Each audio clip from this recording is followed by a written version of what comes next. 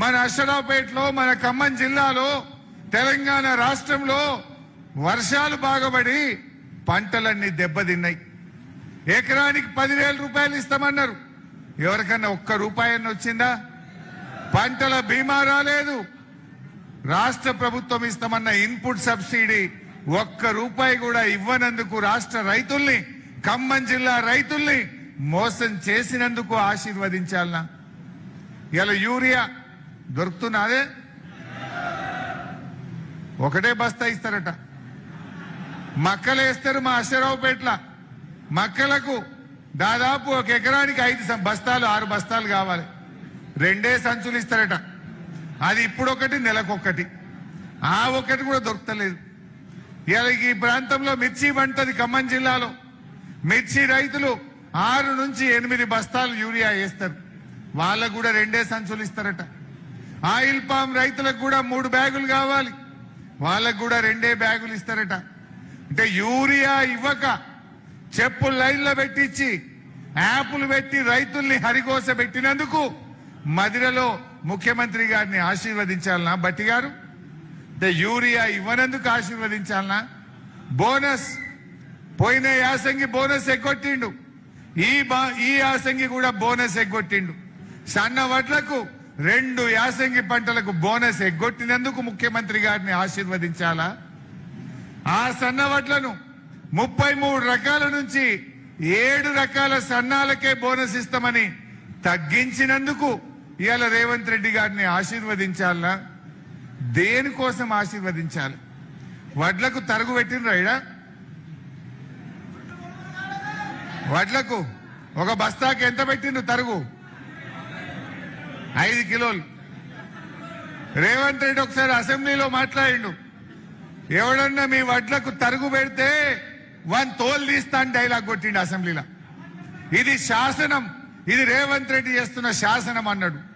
ఈ రాష్ట్రంలో ఎక్కడ పోయినా, అది అశ్వరావుపేటనా, మదిరనా, ఖమ్మమా, కరీంనగర్, వరంగల్, సత్తుపల్లి, ఎక్కడ పోయినా కూడా క్వింటాల్కు 5 కిలోల తరుగు పెట్టిండ్రు.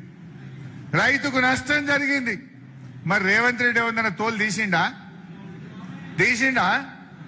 తోలు తీయలే గాని ఆ రైస్ మిల్లర్ల చేతుల, దళారుల చేతుల తోలు బొమ్మ లెక్క అయిపోయింది. అంతే తప్ప ఎవరు తోలు తీయలే. ఇవాళ రైతులు మాత్రం తరుగు పెడితే ప్రతి క్వింటాల్కు 5 కిలోలు నష్టపోయినటువంటి పరిస్థితి. నేను అడుగుతా ఉన్నా, మదిరలో క్వింటాల్కు 5 కిలోలు తరుగు పెట్టినందుకు రేవంత్ రెడ్డి గారిని ఆశీర్వదించాలా? దేనికోసం ఆశీర్వదించాలి? రుణమాఫీ చెయ్యనందుక? రైతు బంధు ఇవ్వనందుక? గత సంవత్సరం నష్టపోయిన పంటలకు బీమా ఇవ్వనందుక? యూరియా సరఫరాలో ఫెయిల్ అయినందుక? తరుగు పెట్టినందుక? 2 పంటలకు బోనస్ ఎగ్గొట్టినందుక? ఇవాళ దేనికోసం ఆశీర్వదించాలి అని నేను అడుగుతా ఉన్నా.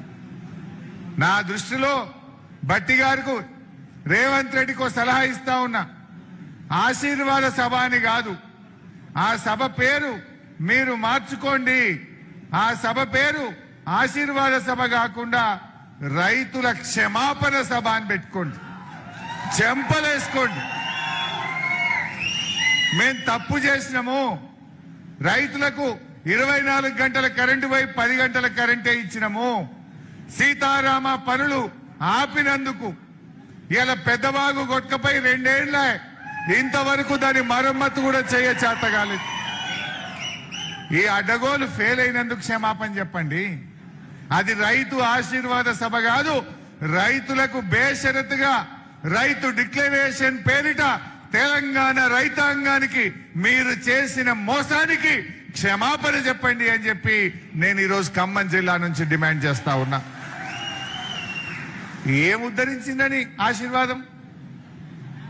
సీతారామ మా అజయ్ గారు చెప్పిండ్రు. ఆనాడు కేసీఆర్ గారు అన్ని అనుమతులు తెచ్చిండు. కేంద్ర ప్రభుత్వం నుంచి ఇలా అన్ని రకాల అనుమతులు తెచ్చి దాదాపు 80% పనులు పూర్తి చేసినాం. కాలువలు దవి నీళ్లు ఇచ్చే తెలివి లేదా మీకు? సీతారామ ప్రాజెక్టును అటకెక్కిచ్చేశారు. పెద్దవాగు గొట్టపై 2 ఏళ్లయింది.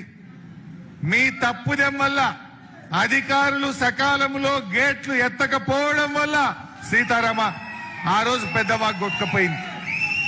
మానవ తప్పిదం, ఈ ప్రభుత్వ నిర్లక్ష్యం వల్ల పెద్దవాగు ప్రాజెక్టు కొట్టుకుపోయింది. మీద వర్షాలు వస్తా ఉంటే, వరద వస్తా ఉంటే గేట్లు ఎత్తాల్సిన అధికారులు ఆ ప్రాజెక్టు దగ్గర ఎవరు లేకపోవడం వల్ల పెద్దవాగు ప్రాజెక్టు కొట్టుకుపోయి వేల ఎకరాల్లో నష్టం జరిగింది. మరి 2 ఏళ్లైంది, ఏం చేస్తున్నారు? కొత్తగా కట్టింది ఒక్కట్లేదు. మీరు వచ్చిన తర్వాత ఖమ్మం జిల్లాలో పెద్దవాగు కొట్టుకుపోయింది. మహబూబ్ నగర్ జిల్లాలో వట్టెం పంప్ హౌస్ మునిగిపోయింది. అక్కడ ఎస్ఎల్బిసి టనల్ కుప్పగూలి 8 మంది ప్రాణాలు పోయినాయి. సుంకిశాల ప్రాజెక్టు అది కూడా కుప్పగూలి కూలిపోతే ఇయాలటి కూడా మళ్ళా కట్టలే. మీ ప్రభుత్వం వచ్చినాక సుంకిశాల కూలిపోయింది, ఎస్ఎల్బిసి టనల్ కుప్పగూలింది, పెద్దవాగు కొట్టుకపోయింది, వట్టెం పంప్ హౌస్ మునిగిపోయింది. మీరు పూర్తి చేసిన ప్రాజెక్టు ఒక్కటన్నా ఉన్నదా? ఒక్క ప్రాజెక్ట్ అన్నా కట్టినరా? కేసీఆర్ గారు కట్టిన ఆ సీతారామ ప్రాజెక్టు పనులు కూడా ఈ రోజు ముందుకు పోకుండా ఆగిపోయినటువంటి పరిస్థితి ఉన్నది. ఇలా రైతు సోదరులు గమనించాలి, ఈ ప్రభుత్వం రైతు వ్యతిరేక ప్రభుత్వం. ఆనాడు కేసీఆర్ గారు 24 గంటల కరెంట్ ఇచ్చి చూపించిండు. ఇప్పుడు ఎన్ని గంటల కరెంట్ వస్తుంది? ఎన్ని గంటలు వస్తుంది బాబు? 8-9 గంటలు వస్తుంది. 8-9 గంటలు వస్తుంది. అది కూడా సరిగా వస్తలేదు. 7 గంటలే. మా తాటి గారు చెప్తున్నారు 7 గంటలే వస్తుందట. మత్స్యగారు మీ బాయ్కాట్ ఎంత వస్తుంది? అయితే మీకు ఒక విషయం చెప్పాలి, ఇంకో ముఖ్యమైన విషయం బాగా వినండి. ఇప్పుడు ఏమంటుండు రేవంత్ రెడ్డి, రైతు డిస్కామ్ పెడతాడట.